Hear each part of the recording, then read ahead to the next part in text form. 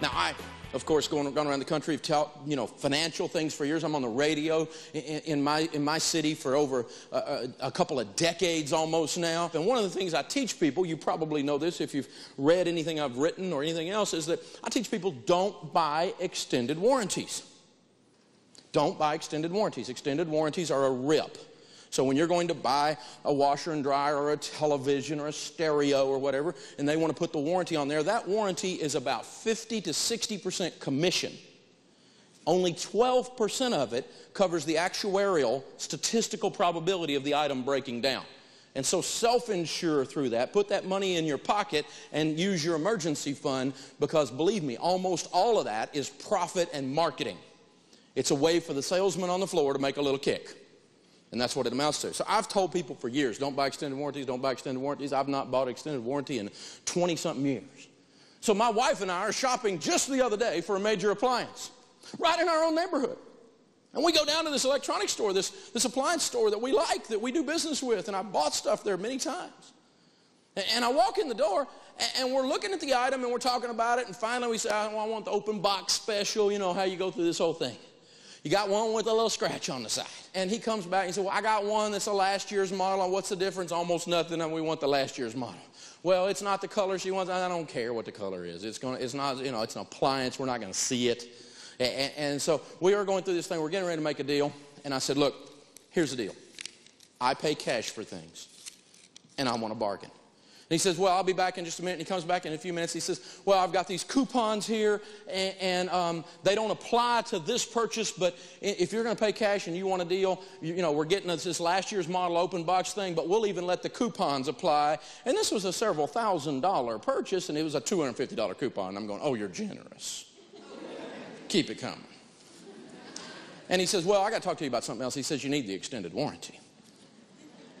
And I said, well, I don't buy extended warranties, and I don't believe in them. I don't think they're a good buy, and we don't do that. And my wife says, well, honey, it might break down. And I said, where have you been? When I've taught about 3 or 4 other million other people not to buy them, where were you? We don't buy extended warranties. She's just trying to be nice. She doesn't want to do conflict. The little guy's obviously hurt that we wouldn't buy his extended warranty. And he goes on, well, you need to cover. I said, well, is the thing going to break down? Is it a piece of trash? And he said, well, no, it's one of the best items made, Consumer Reports, so-and-so. I said, well, what do I need the extended warranty for? And he's like, well, he said, I tell you what, Dave Ramsey buys extended warranties.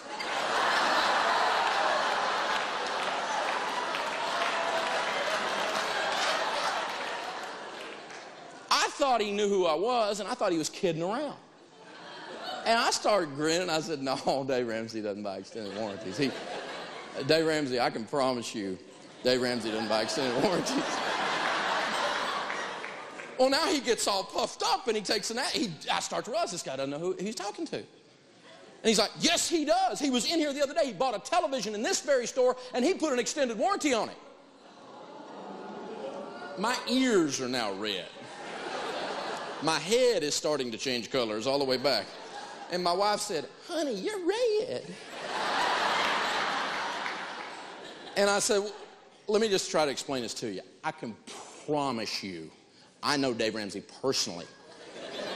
He does not buy extended warranties. Oh, I could show you the paperwork. And so I just pulled my license out of my pocket and held it up in front of his face, and I said, he doesn't either. And he looked at it and he went, oh no.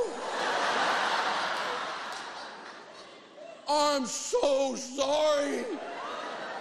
And I said, well, yeah, you are. And Sharon, he's like, well, we can get you a deal, Dave, I promise you. And I'm like, look, man, I'm sorry, I can't breathe right now. When people lie about me, it just messes with me. I can't even breathe. And Sharon's like, well, we'll work this out. I said, we're not working nothing out, honey. I said, I'm going to say something I'm going to regret. And so what I have to do is right now is I have to quickly leave this store. And I held my breath and and I didn't kill anybody, and I didn't transfer it and yell at my wife. I was really proud of myself, and I just left the store, and we went to another place and actually paid more because there was no way those people were getting my money. No way.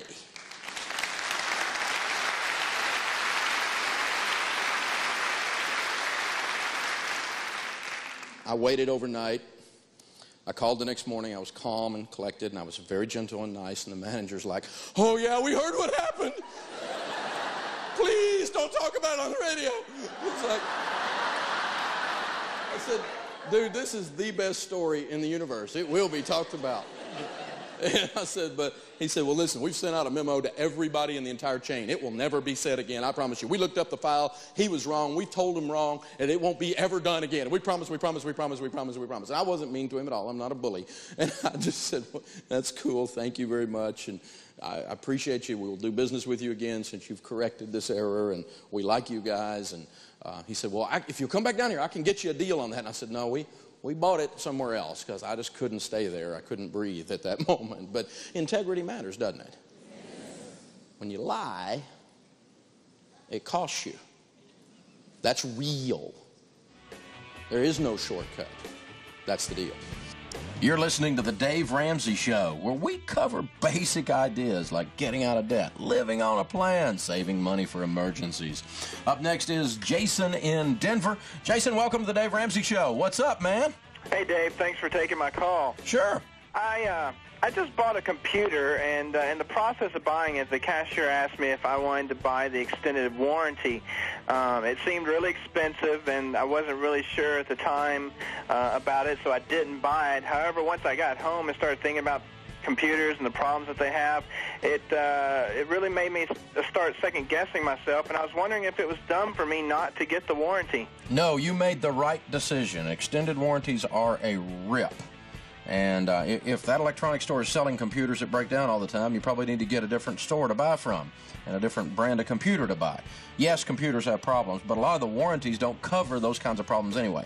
An extended warranty is about 70% commission. 50 to 70% commission is paid out on them.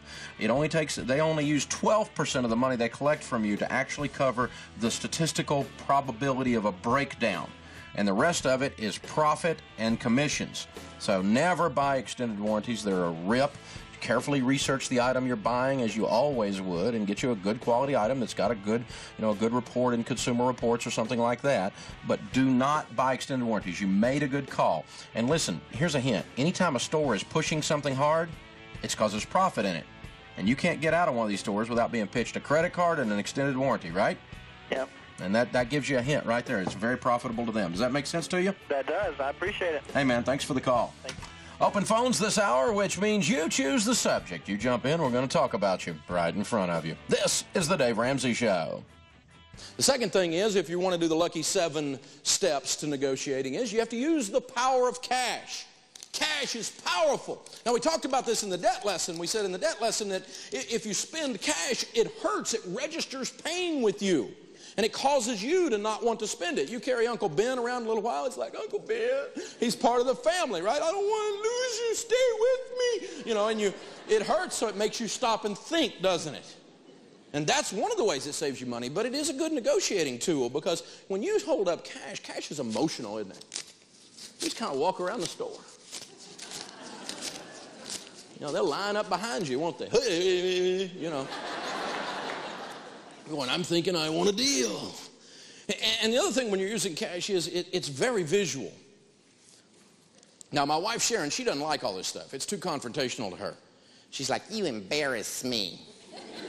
That's just one of the side benefits of doing all this stuff. Cash has immediacy. If I walk up to you and I'm getting ready to buy something and I put down 10 $100 bills and I say, I'm going to make you a $1,000 offer, you're not going to worry about whether my credit card's going to clear. I don't have to talk to my bank or pull my credit bureau report. It's a deal. It's immediate. It's a lock. It's visual, it's emotional, and it is a happening thing. If I lay it down there, I'm going to get a deal, period, that way. Well, I'm talking to the manager now, at the appliance store. Same thing, I'm trying to buy a television. I'm going into one of these electronic stores, and we all know what they are, and I'm standing there going, I want a deal. Look into my eyes. And he's going, well, Mr. Ramsey, we're a retail establishment. We don't really negotiate here. I said, yeah, well, under what circumstances are there bargains? Well, sometimes, we have an item that's a display item, and we have an open box special, so open a box. Right? Well, I just don't know. I don't know. Are you sure? Because if we don't do a deal here, then I'm going to have to go see if those other people really have the Best Buy. You know, you got to have some fun with this, people. You got to have some fun with it. I remember one time several years ago, our kids were small and we were busy running around, and I did the unpardonable sin. I forgot Mother's Day. Yeah, you know how bad this is. We go to church and they're handing out roses to all the women. I'm going, what are the roses for? Oh, no. Oh, no. So we're walking up through the parking lot after church with the kids in tow, and I'm going, honey, the kids and I have been talking about your Mother's Day gift, and we've just decided whatever you want, we're just going to go get it right now. And she's like, you forgot, didn't you? Uh-huh. So whatever you want, we're going to go get it right now, right? And so she said, I know what I want. She said, we've got that old beat-up washer and dryer that we've had ever since we got married, and it was used when we got it, and we have to kick it to make it run. And she said, I'm sick and tired of that. I want a brand new top-line washer and dryer. And I said, okay. I'm doing it in my mind. I'm going, how bad did that be? That's like $500, $600, $700. You know, it can't be this bad, right? And so we go, and I said, okay, we're going to go down and look at the scratch and dent store. She said, you didn't hear me. I said brand new. You're going to pay, Bubba. So we go into the store, honestly, truth story, went into the appliance store, and she walks in, and she walks down the aisle past all of the others and walks down to the end and says, I want that one. She had been there before. She had been planning this. I go down there and I look at it. This thing, I mean, it makes sandwiches at halftime. Who knew a washer and dryer could be this expensive? I'm looking at it, and I put them all together. We sit down with the little guy at the little round table, and he's seeing the kids. It's Mother's Day. He knows he's got him one, right? And this is going to be a hard negotiation. This is going to be tough. And he says, yeah, he says he adds it all up, taxes, title, delivery, everything is like $1,298 actual dollars. For a washer and dryer? Oh, you're kidding me. And he went, no, sir, that's how much it is. And I said, well, actually, I don't have $1,298. But what I do is I have 9 of these. 1, 2, and she kicked me under the table. 3, 4, 5, 6, 7, 8, 9. And I laid 9 of them on the table. I said, 9, that's all I can do. And he said, well, I can't do that. And I said, well, who can? He said, well, that would be the manager. I said, talk to the manager. She kicked me again. He walked off. She said, you don't need another seminar story. Buy it.